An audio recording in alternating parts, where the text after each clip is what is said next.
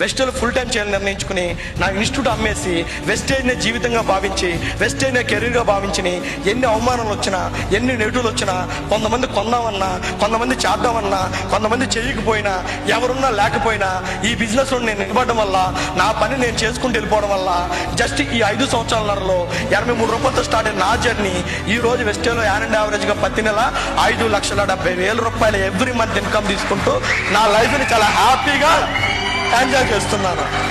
హ్యాపీనా కదా? హ్యాపీనా?